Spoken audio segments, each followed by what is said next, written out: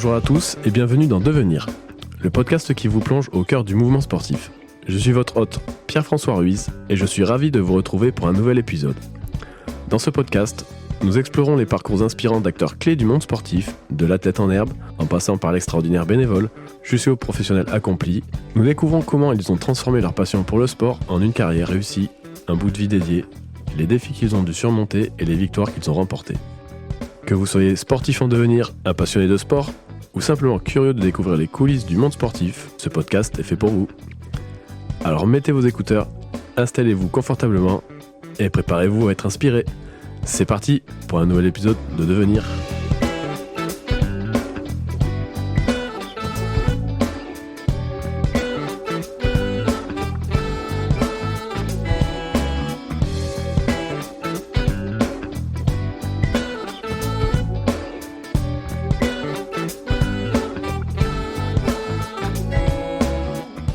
Dans l'épisode d'aujourd'hui, nous avons le privilège de discuter avec Madame La Jeunesse Pascal.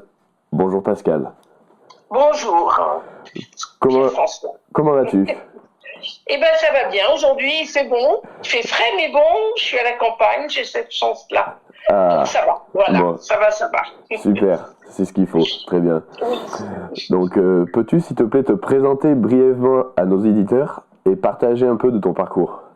Voilà. Alors moi c'est Pascal La Jeunesse. Donc là actuellement j'ai 68 ans. D'accord. Je monte à cheval depuis l'âge de 8 ans, donc ça fait 60 ans. Voilà, je monte toujours régulièrement. Mmh. Alors, comment j'ai commencé l'équitation? Moi, j'ai commencé parce qu'il y avait un petit centre équestre à côté de Provins. Moi, j'habitais Paris avec ma famille, mes parents. On était 4 enfants, j'étais la petite dernière. Il y avait un centre équestre à côté de Provins. À Provins, ma grand-mère avait une maison, on y allait souvent pour s'échapper de Paris. Mmh. Et puis mes parents ont commencé à monter à cheval, mes frères et sœurs, et puis moi j'avais très envie aussi. Oui. Voilà, et donc j'avais économisé 5 francs à l'époque, ça fait 80 centimes d'euros en gros. Mmh. Alors pour l'anecdote, c'est que pour aller au centre équestre, des fois on y allait à pied avec mes frères et sœurs.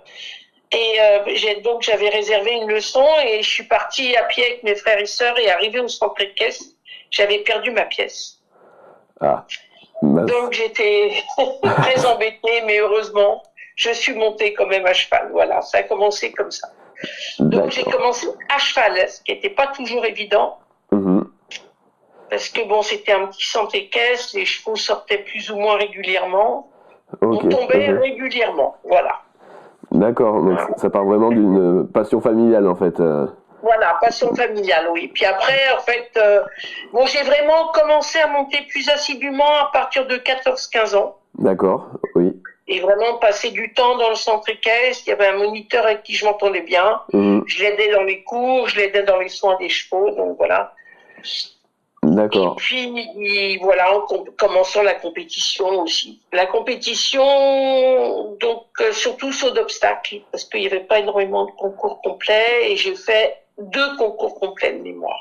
D'accord. Personnellement. Mais vraiment plus du CSO, quoi. Ok. Oui, plus du CSO. Bon, j'avais vraiment l'esprit compétition, de toute façon, déjà. Oui, mais je vois ce que c'est. Je comprends très bien. J'ai le même esprit. Voilà, donc, et alors ensuite, en fait, après, je me suis orientée vers la profession de moniteur d'équitation parce que j'aimais bien enseigner. Et surtout, mon but, moi, c'était enfant et poney. Donc, ayant enseigné presque 30 ans, je dirais qu'un petit peu dans tout le podcast, je vais vite revenir à l'enseignement également, parce que pour moi, tout va ensemble, quoi. Le rôle de juge, le rôle d'enseignant, pour moi, tout va ensemble, quoi. D'accord, oui, c'est tout à fait normal.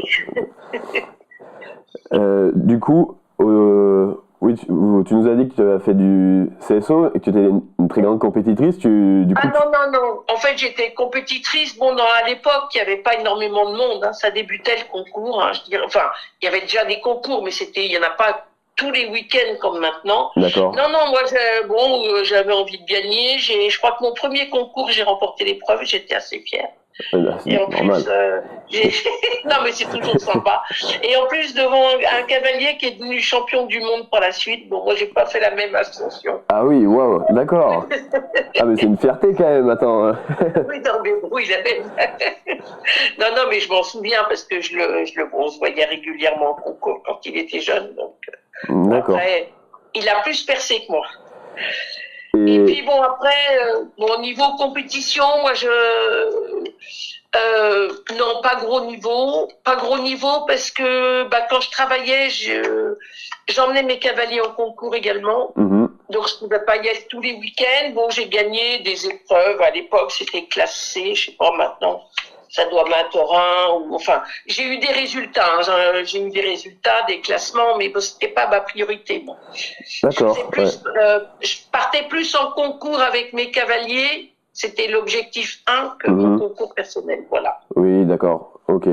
Et est-ce que tu sais, avec le recul, pourquoi tu as préféré justement le CSO et pourquoi pas les autres? Ah non, moi j'ai préféré le complet, justement. Oui, pardon, le complet. Au début, j'ai commencé par le CSO parce qu'il n'y avait pas le choix. Parce que le complet, c'est une épreuve complète. Il y a 3 tests. Mm-hmm. Il y a le dressage, il y a le cross et le saut d'obstacle. Mm-hmm. Donc déjà, moi dans mon rôle d'enseignant, ça permettait de faire beaucoup plus progresser les cavaliers. Mm-hmm. Parce que du coup, fallait vraiment travailler le dressage. Mm-hmm. Parce que si vous voulez être bien classé, il fallait qu'ils sortent une belle reprise. Tout à fait. Donc ça, c'était important. Voilà. Ça, c'était le début. C'est toujours le début de la compétition et il vaut mieux être dans les premiers que dans les derniers. Tout à fait. C'est la plus importante.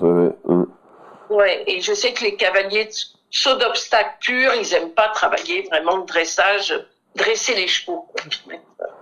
Voilà. Okay. Donc, pour un enseignant, c'est vraiment la discipline qui est parfaite. D'accord. Tous les âges, je dirais. Mm-hmm. Ok. Et du coup, on va revenir sur le côté juge. Est-ce que tu peux nous expliquer en détail justement votre rôle et les missions qui vous sont confiées? Oui. Alors, le rôle de juge, en fait, déjà, nous, on juge le dressage. C'est-à-dire qu'on est 1, 2 ou 3 juges suivant le niveau d'épreuve. Oui. C'est-à-dire que le cavalier fait des figures et on note chaque figure. D'accord. On note, je dirais, suivant les niveaux, c'est un peu différent. D'abord, au début, on a un rôle pédagogique, quand même plus. Bien pédagogique, on doit expliquer, on doit pas être tout le temps négatif d'abord quand on est juge. Oh, oui. On doit être impartial. Tout à fait. Bon, de toute façon, je dirais qu'on a tous un petit peu nos préférences. Hein. Il y a des défauts qu'on accepte moins, plus ou moins que d'autres. Bon, voilà. Ah oui, il y a une tolérance, oui. Oui, il y a une tolérance qu'on a. On a chacun un petit peu notre jugement propre. Oui. D'accord, sur le dressage. Moi, ce que je trouve difficile, c'est de juger quelqu'un qu'on connaît. Ah oui. Parce que, en fait, on a peur d'être trop généreux, donc on est on juge plus sévèrement souvent que les autres. Oui. Donc, mais bon, ça c'est, je crois que je suis pas la seule comme ça, quoi. Et donc déjà, on juge le dressage, ça peut durer souvent, on commence à 8h, je dirais 8h, 9h, ça dépend du monde sur le concours. Ça peut durer pendant 4-5 heures avec quelques pauses. D'accord. Mais c'est vraiment de la concentration, quoi. C'est une sacrée journée. Okay. Des fois, les notes, faut les mettre très rapidement les unes à la suite des autres. Et oui. Alors, faut avoir l'œil, faut bien regarder tout ce qui se passe, voilà. Et puis, alors, en général, l'idéal, ça serait de suivre tous les cavaliers de l'épreuve qu'on juge sur toute la journée. C'est pas toujours facile. Parce que souvent, ils font le saut d'obstacle immédiat dans la demi-heure, donc nous, on juge toujours. Par contre, souvent, on regarde le cross. On est sur le cross, soit dans la tribune de jury, soit on se promène sur le cross pour voir ce qui se passe. On juge quand il manque de juges. Tout à fait. Et voilà, c'est une journée vraiment complète pour nous aussi. Alors, de temps en temps, on se permet, quand on a quelque chose, de dépanner pour le dressage, juste pour le dressage, mais en général, je dirais que normalement, on est là toute la journée. D'accord. Voilà. Oui. Ok. C'est vraiment... oui. Et oui. Non, et du coup, comment on le devient juge? C'est quoi les étapes?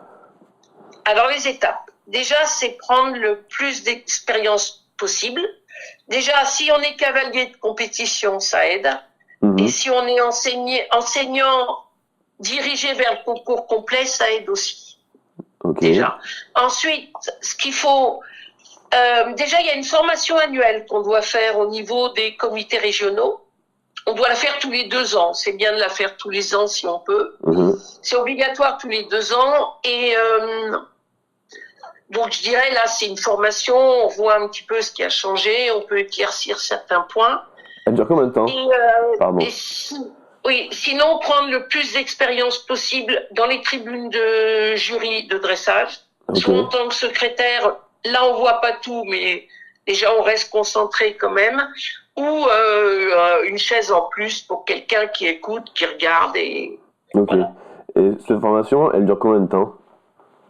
Alors, ça dépend, je dirais, de l'expérience qu'on a au début. C'est très variable. D'accord. On peut être juge, il y a plusieurs niveaux. Hein. Ça va club, candidat national, candidat national élite et national élite. Club, on peut y être très rapidement. Même à la limite, il y a des gens qui ont fait une formation qui ne jugent que le saut d'obstacle sur le complet. D'accord. Parce que ça, c'est facile à juger, c'est 4 points, mais qui sont pas capables de juger dressage. Ça, il y en a. Niveau club, ça, il y en a beaucoup. Candidat national, il faut déjà avoir un petit peu d'expérience. Et plus on monte dans les niveaux des épreuves qu'on peut juger aussi. Et toi, tu te situes où, du coup Alors, moi, je suis nationale maintenant. D'accord. C'est-à-dire que, voilà. Mais bon, moi, ça n'a jamais été... j'ai toujours pris le temps pour passer les niveaux, je dirais. C'est pas mon objectif premier. Moi, ce qui m'intéresse un petit peu plus en montant dans le niveau, là, c'est d'avoir un plus grand panel de cavaliers à juger, quoi. Plus on juge des plus grands cavaliers, enfin, on n'a pas que les petits. Oui. C'est ça qui est sympa aussi. Voilà. D'accord. Après, voilà, c'est pas pareil, mais c'est intéressant. Moi, je trouve ça très intéressant. Et du coup, au niveau national, vous êtes beaucoup de juges ou pas? On est nombreux, ouais, on est assez nombreux. Il y a beaucoup de juges nationaux élites, hein, je dirais. Parce que c'est un peu le but de tout le monde. Moi, perso, peut-être que je ferais candidat national élite, élite. Je pense pas que je le ferais. Parce que bon, voilà, c'est dû à mon âge, tout ça. Enfin bon, puis ça me laisse déjà juger pas mal d'épreuves. Et puis, en fait, j'ai remarqué un petit peu que les nationaux élites, souvent, de toute façon, ils se gardent un petit peu les épreuves. Il y en a qui sont en place depuis longtemps, qui sont bons, et voilà. Ouais, d'accord. Ouais. D'accord. Ok. Est-ce qu'elle a un coût, cette formation, après, vis-à-vis des clubs, alors? Parce que tu m'as dit que ça se passe auprès des comités, mais j'imagine que... non, un coût... non, ça ne coûte rien. Ok. Alors nous, il faut savoir aussi que nous, quand on se déplace en tant que juge de complet, on est vraiment bénévole, complètement. C'est-à-dire que on n'a que nos frais de déplacement qui sont remboursés. D'accord. À savoir qu'en saut d'obstacle, même les commissaires au paddock, des fois, se font payer la journée. Nous, vraiment, en complet, on est vraiment bénévole à 100%. Et donc, on reçoit rien. Et bon, voilà, c'est bien que ça reste comme ça, je trouve, moi. Ok. Voilà. C'est un statut bénévole, et puis c'est... Oui, bon, après, on est logé, nourri. Hein. D'accord. Si on besoin de se loger, voilà. Est-ce que durant la formation, il y a eu des choses peut-être qui ont été plus dures que d'autres à faire, je ne sais pas. D'ailleurs, oui, en formation, comment ça se passe? Vous voyez quoi? Ça se passe comment? La formation, oui, la journée de formation, c'est-à-dire qu'on fait un petit peu le point sur les questions de règlement qui ont pu changer. Oui, d'accord. Donc, on peut poser des questions sur des expériences qu'on a eues, voilà, sur les retours, voilà, un petit peu, c'est une discussion ouverte avec les autres, et puis écouter aussi les questions des autres. Souvent, on fait un jugement sur une reprise, souvent sur vidéo, ce qui est pas facile. Voilà, et on compare nos notes. Bon, ça c'est intéressant. Alors, il faut savoir que pour l'être validé le niveau d'au-dessus, en fait, ça passe jusqu'à national, ça passe au niveau régional en commission. Savoir si savoir si on a le niveau, si on a l'expérience. Hein. Bien sûr, oui. Tant qu'on a de l'expérience, sur beaucoup de concours différents, parce qu'ils aiment pas trop valider des niveaux supérieurs quand on n'est que sur un complet. On est toujours au même endroit, quoi, voilà. Ouais. Ok. Bon, moi, j'ai pas eu de problème, je dirais. J'ai pas eu de problème parce que j'ai pris mon temps. D'accord, oui. Ouais. Ensuite, du coup, pour toi, c'est quoi quelles sont les compétences essentielles en tant que juge, du coup? À part, comme tu l'as dit, être impartial. Voilà, impartial, avoir l'œil. Dans les petits niveaux, rôle pédagogique. Oui, d'accord. Ouais. C'est-à-dire, c'est essayer de les faire, les commentaires pour essayer de les faire progresser. Ouais, c'est pas du punitif, quoi. Ouais. Voilà, de temps en temps, on a des niveaux, des petits de 7-8 ans, vraiment, c'est très très vague, la reprise, je dirais. Faut être indulgent, voilà. Et après, il faut savoir, au niveau jugement, faut pas hésiter à sanctionner, c'est-à-dire qu'il faut qu'il y ait un classement au bout. Oui. C'est-à-dire s'il y a une erreur, je sais pas si t'es cavalier ou pas, s'il y a un galop à faux, plusieurs, parce qu'il faut savoir qu'en dressage, en fait, il y a des protocoles, ce qu'on appelle le protocole, c'est-à-dire que c'est une feuille de papier. Oui. Il y a les figures que doivent réaliser le cavalier, doublé, cercle de 15 mètres, départ au galop à telle lettre, tout ça. Après, il y a les idées directrices, c'est-à-dire c'est sur quoi on juge. Okay. On doit juger, voilà, ce qui est important dans cette figure-là. Voilà, donc si jamais il doit partir au galop à droite et qu'il part au galop à gauche, c'est sûr que moi je mets 4. Et que si toute la figure d'après est faite au galop encore à faux, il a 4. Oui. Et voilà, mais j'hésite pas, moi, quand je peux, à monter la note à 8, 9, 10. Ça m'est très rarement arrivé, je crois que ça m'est pas arrivé encore. Mais moi, je sais qu'un jour, j'ai mis des 9 partout aux notes d'ensemble, c'est-à-dire un petit peu sur les allures du cheval, la précision, le couple cavalier-cheval, tout ça. J'ai mis des 9 partout et ils sont venus me voir, ceux qui faisaient les résultats. Ils me disent, c'est normal? Ben, je dis oui. C'était top. Voilà. Et faut vraiment faire un classement quand même au dressage, quoi. Voilà. D'accord. Parce que mettre des 6,5 tout le temps, voilà. Faut varier, faut pas être entre 6 et 7. Faut savoir monter et descendre. Parce que si le cavalier fait un truc très moyen et qu'il a une note correcte, ça ne lui sert à rien de progresser. Oui, c'est vrai, oui. Donc, voilà. Donc, moi, je sais que souvent, mes moyennes vont de 6 à 7,5, en gros. Avec des fois en dessous. Ça m'est déjà arrivé d'avoir un cavalier en dessous de 4,5, c'est note éliminatoire. Ce qui est dommage, mais bon, voilà, fallait que je note ce que je voyais. Ouais, voilà, ok, d'accord. Est-ce que tu as une compétition que toi t'as préféré juger une grosse compétition peut-être, ou je sais pas? Alors moi, pour l'instant, j'ai pas vraiment jugé de grosses compétitions au niveau où je suis. Bon, j'ai été bénévole sur des grosses compétitions, ça j'ai bien aimé, hein, sur des obstacles de cross, ou même secrétaire de dressage, c'est toujours bien.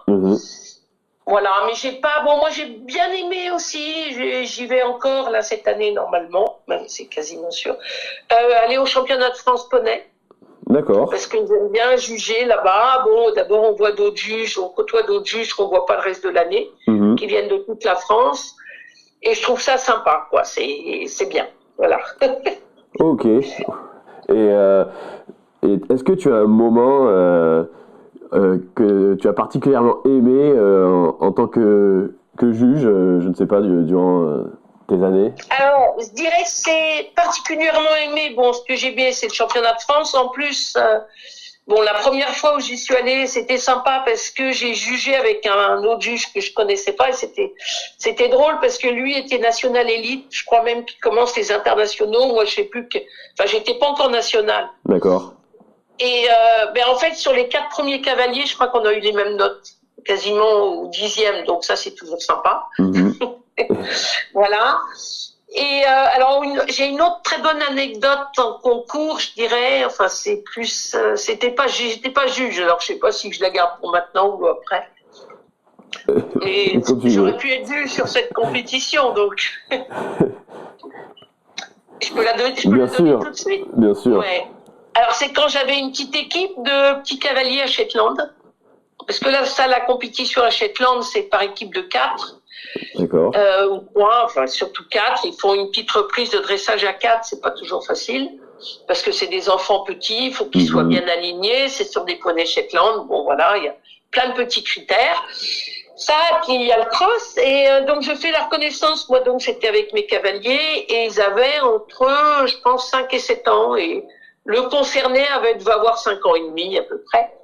Donc on fait la reconnaissance de cross, il n'y avait pas encore d'eau dans le gué, donc je leur explique, le gué, il va y avoir de l'eau, bon c'était une grande flaque, machin, bon voilà, et puis on finit, puis je fais pas plus attention que ça. Et mon petit cavalier part sur le cross, tagadam, tagadam, tagadam, tagadam. Puis d'un coup, il arrive devant le gué, il arrête son poney et crie « Je ne sais pas nager ». Et il y avait 10 cm d'eau.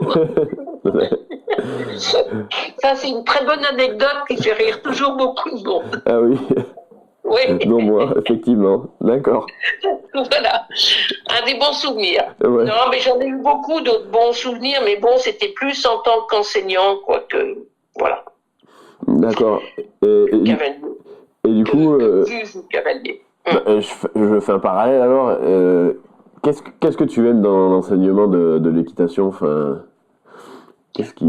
Pourquoi tu le fais? Pourquoi je l'ai fait? Parce que maintenant je suis à la retraite. Pourquoi je l'ai fait? Déjà, je pense que l'enseignement, c'était dans mes gènes. D'accord? J'aime beaucoup les enfants. D'ailleurs, je continue toujours à faire monter des enfants d'amis, des petits-enfants d'amis. Enfin, d'accord. Moi, j'ai encore des poneys à la maison. Hier soir encore, je faisais monter une petite de 2 ans et demi. C'est vraiment dans mes gènes, je dirais. Et les poneys, c'est dans mes gènes aussi. Pourquoi, je sais pas. J'ai toujours aimé les poneys. C'est un petit peu un caractère, de temps en temps, un petit peu spécial, mais c'est plus intelligent que les chevaux. Et puis, c'est génial avec les enfants. L'enseignement, voilà. Bon, je pense que j'ai gardé des contacts encore beaucoup avec des anciens cavaliers qui gardent des bons souvenirs de moi, je crois. Ah mais je vois ce que tu veux dire, je comprends très bien. Enfin, moi, je suis éducateur sportif de base, donc je comprends bien. Voilà. Non, puis bon, on passait quand même... j'avais des cavaliers, moi, qui montaient 4 fois par semaine, qui arrivaient à monter 4 fois par semaine. Quand même, c'est pas mal. Ah oui, effectivement. Et plus les concours le week-end, donc on était beaucoup ensemble. Ah oui. Voilà. Des stages, tout ça, quoi. Donc... Non, puis bon, je crois que... En plus, ce qui est un peu dommage maintenant, c'est qu'il y en a plein qui s'orientent vers le métier le BPGEPS, ou je sais plus comment ça s'appelle. Vers l'équitation, et qui sont pas vraiment enseignants. Il y en a beaucoup qui arrêtent au bout de 2 ans. D'accord. Parce que ça prend du temps, que c'est pas forcément bien payé. Pour faire ce boulot-là, il faut vraiment que ça soit une passion. Ouais. Voilà. D'accord. Et moi, ça a été une passion pendant très longtemps. Voilà, et ça le reste toujours. Et oui, et en général, quand tu le ressens comme une passion, tu es meilleur que ceux qui le font, entre guillemets, je veux dire, par défaut, quoi. En général, aussi. Ça, je sais pas, moi, c'était vraiment mon truc. Je crois que, voilà. Après, je veux pas me comparer aux autres. Moi, je sais qu'avec les enfants, ça passait bien, et réciproquement, donc c'était sympa. Et du coup, en tant que... On va repasser de l'autre côté. En tant que juge, est-ce que tu ressens une pression, des responsabilités, toi, dans ton rôle? Alors, moi, je dirais que j'ai une grande chance. Question de responsabilité, c'est que je j'ai jamais vu d'accident grave. D'accord. Donc, voilà. Parce qu'il y en a eu un petit peu, il y en a, voilà.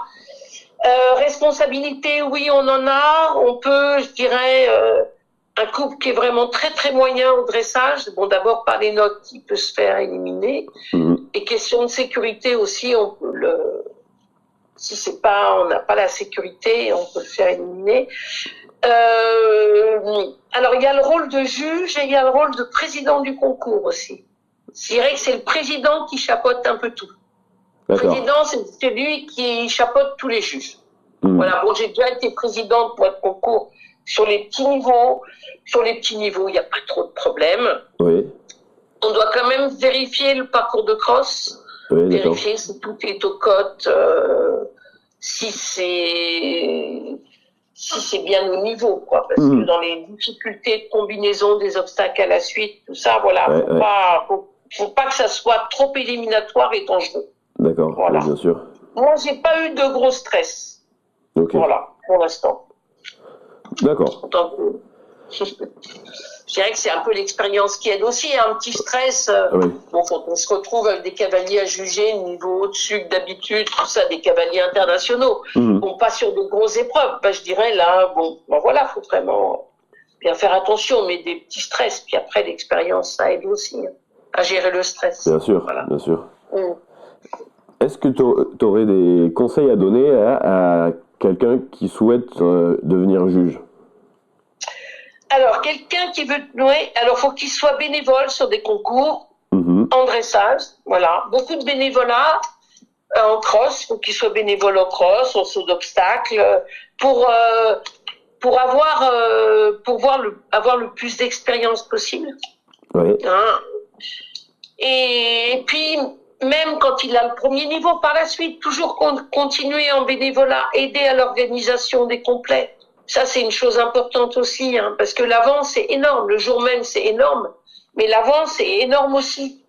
Moi, je sais que maintenant, je me lance aussi, j'aide à l'organisation des parcours de cross, mettre les parcours en place, un petit peu chef de piste, quoi. D'accord, oui. Je suis chef de piste, je fais ça depuis longtemps avec un ami. Là, j'ai un club près de chez moi qui a été repris, donc je l'aide également pas mal, beaucoup. D'accord. Donc ça, c'est un truc qui me plaît.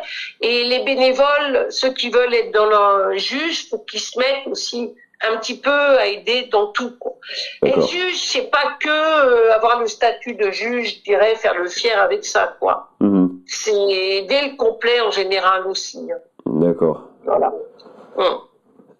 Parce c'est vrai qu'il y a des juges, c'est pour la gloire, quoi, qui font ça, mais. Oui, évidemment. Non, il n'y a pas que ça, voilà. Et puis, après, faut se lever le matin. Faut aimer être juge dans sa voiture quand il fait 3 degrés. Tout à fait, ou qu'il pleut à torrent. Voilà. Ok. Est-ce qu'avec les années, tu as perçu une évolution des missions justement de juge ou pas du tout? Les juges, on est de plus en plus sur la sécurité. Ça, c'est sûr. Oui. Ouais. Non, c'est normal. Alors après, l'évolution des juges, moi je trouve que à cheval, surtout à cheval, le niveau baisse. D'accord. Je regrette, voilà. Autant à poney, on a toujours des petites pépites qui sortent, des petits trucs qui sont très bien. À cheval, le niveau baisse. Un truc idiot, un truc de base, c'est que pour faire du dressage correct, il faut être au trot assis. D'accord. Maintenant, ils ont autorisé le trot enlevé pour, je dirais, il y a des fois, il y a des chevaux inconfortables, des fois, il y a des cavaliers qui ont pris un peu d'âge, tout ça. Alors là, j'accepte tout à fait.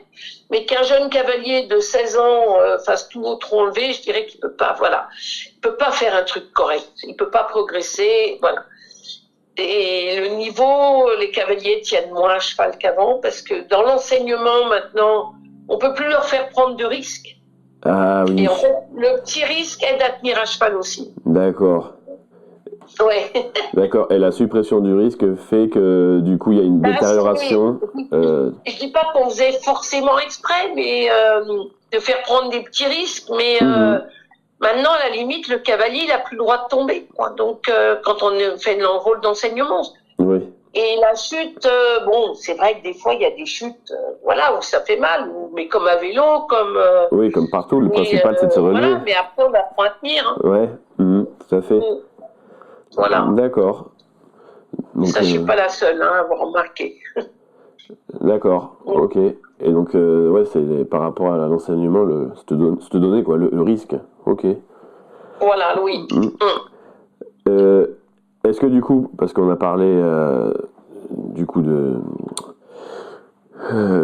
risque de l'enseignement, est-ce que par contre l'équitation alors en elle-même a évolué au fil des années, tu l'as vu, que ce soit en termes de règlement peut-être, de technique de monte ou de préparation physique du cheval? Alors sur le haut niveau, alors la question technique, ça a beaucoup évolué. Parce qu'il y a encore quelques temps, dans le règlement de complet, on demandait de construire des obstacles avec du front, c'est-à-dire qu'il faisait 4 mètres, 5 mètres de largeur. D'accord. Et maintenant, il y a des obstacles, ils font 1m20, 1m50 de largeur. Un cheval au galop, il faut qu'il passe entre les deux fanions qui sont de chaque côté de l'obstacle, c'est ce qu'on appelle des directionnels. Et en fait, c'est beaucoup plus sur la technique, ça, que sur des gros trucs énormes. D'accord. Et aussi maintenant sur des obstacles avec des barres dont le diamètre est inférieur à, je sais plus, 20-30 cm. Comme ça, j'ai plus ça en tête. Pour des taquets de sécurité, c'est-à-dire que si le cheval tape fort dedans, c'est sur des obstacles un peu creux. Qui sont creux, pas vraiment massifs. Il y a des fiches de sécurité, les barres tombent. Ça se décroche, quoi. Voilà. Ça tombe direct. Il y a de plus en plus la sécurité et la technique qui est demandée de plus en plus aussi. Et dans le niveau du complet aussi en dressage, le dressage du complet, le niveau a beaucoup évolué aussi. D'accord. Ouais. Maintenant, il ne faut plus le moyen, il faut vraiment le bon. Ouais. Voilà.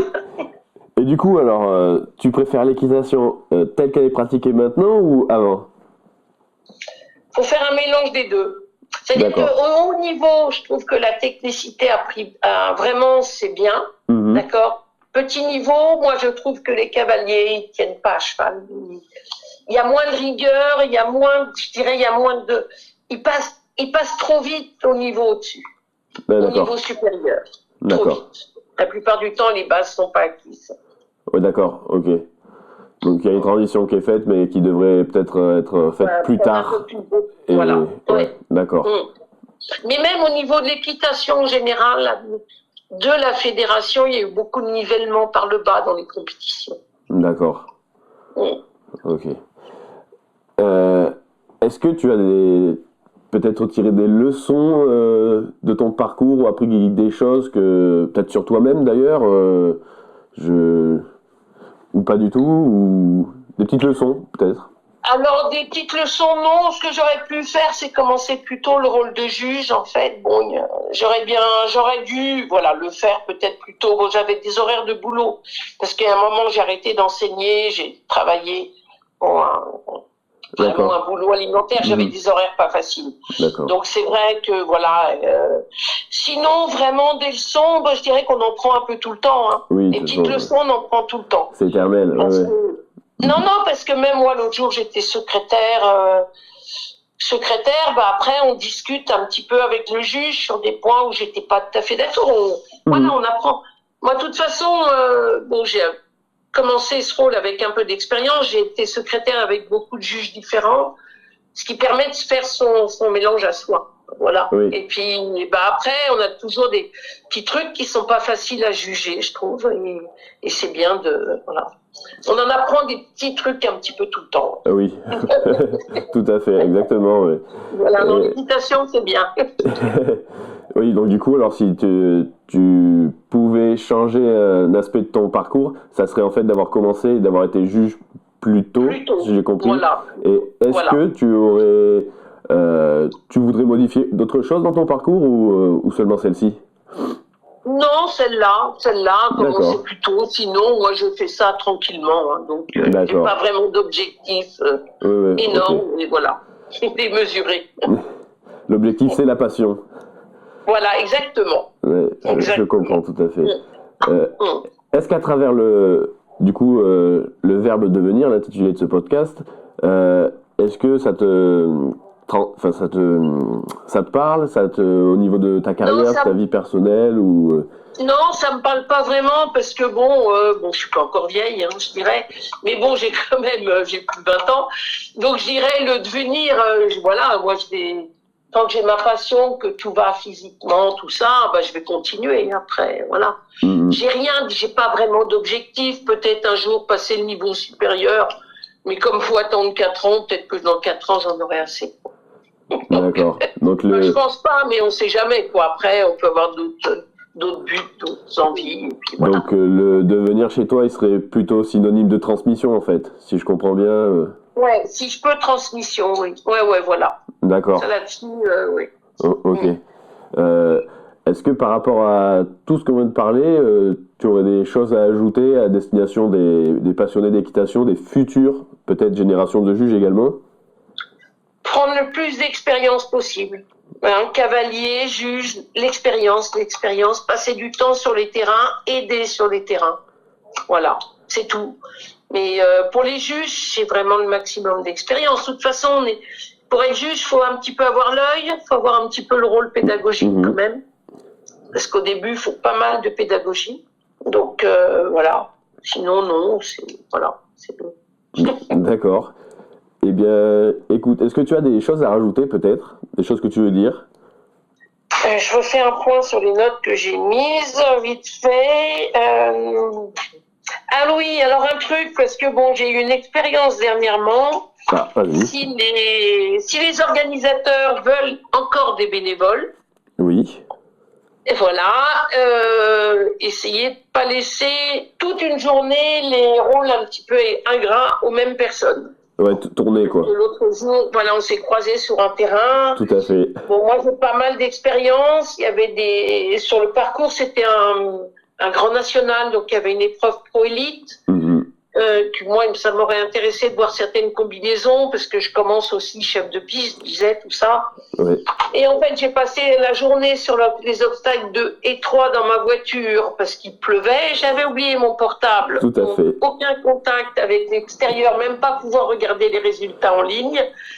Et il tombait de l'eau, il faisait pas chaud, et j'ai rien vu d'autre de la journée quasiment. Donc voilà, que c'est vrai que dans tous les crosses, il y a des obstacles qui sont moins intéressants que d'autres, mais faire une rotation dans la journée. Oui, bien sûr. Voilà. D'accord. On l'accepte sur une demi-journée, pas une journée entière. Ouais. Et là-dessus, je sais qu'il y a une autre compétition où je m'étais inscrite.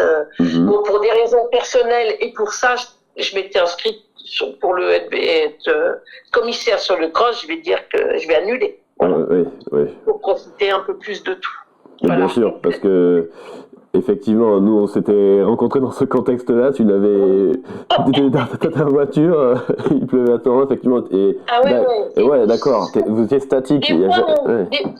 Des fois, on peut voir d'autres obstacles, même si. Et puis là, je pouvais pas bouger. D'abord, le temps n'était pas. Oui. Là, on voyait personne, donc ça c'était encore plus dur. Et puis, comme c'est le 2 et le 3, on n'entend pas quand les cavaliers sont partis, forcément. Parce qu'au départ, ils ne le donnent pas forcément, donc il faut être très vigilant, donc je ne pouvais pas me déplacer du tout, voilà. Ouais, d'accord. Mauvaise journée. Oui, voilà. Et en plus, si tu me dis que tu as été statique, tu n'as même pas pu tourner avec un autre collègue. Non, j'ai demandé, c'est trop compliqué, soi-disant. J'ai dit, c'est pas grave. D'accord. L'année prochaine, vous ne me verrez pas. Ben ouais, c'est dommage. C'est dommage. Ouais. Après, c'est comme... que je rediscuterai, peut-être. Ouais, c'est comme ça qu'ils peuvent peut-être perdre des bénévoles aussi. Oui, non, mais je rappelle la personne concernée, faire ça à froid. Ouais. Et en plus, je dirais, moi, c'est dommage parce que j'ai de l'expérience, que ça pouvait être pratique, ça pouvait rendre service. Mais même un juge qui n'a pas d'expérience, s'il se trouve au fond des bois dans la journée, un juge qui débute, pas forcément juge, mais commissaire aux obstacles de cross, parce qu'il en faut beaucoup. S'il se retrouve seul au fond des bois, il ne recommence pas non plus. Ben oui, parce que oui, tout à fait. On ne peut pas leur en vouloir, c'est normal après. Non. D'accord. Ok. Donc voilà. Eh bien, ton message est passé. Oui. Ok. Eh bien, écoute, là on approche de la fin, j'ai envie de dire. Ouais, Ouais. Donc, eh bien, merci beaucoup en tout cas pour avoir accepté déjà de transmettre ton parcours. Ouais, puis on se recontacte, d'accord? Ah ben, c'est une autre fois. C'est très gentil. Mais merci beaucoup. C'est très gentil, merci beaucoup. Ouais, merci. Merci à toi, au revoir. Je tiens à exprimer mes plus sincères remerciements envers Madame la Jeunesse pour avoir accepté d'inaugurer cette série de podcasts intitulée Devenir. Sa générosité à partager son parcours et son expertise en tant que juge de concours complet enrichit notre série et sert d'inspiration à tous nos auditeurs. Un grand merci pour avoir rendu cela possible. Je tiens également à remercier Numa Noble, mon cousin, dans la réalisation du jingle. Si ce podcast vous plaît, n'hésitez pas à nous suivre sur les réseaux sociaux, TikTok, PF Dev Sport au singulier, Instagram PF Dev Sport 24, Facebook, LinkedIn, YouTube, PF Développement Sportif. Merci, portez-vous bien et continuez de célébrer l'activité physique. Allez, ciao ciao!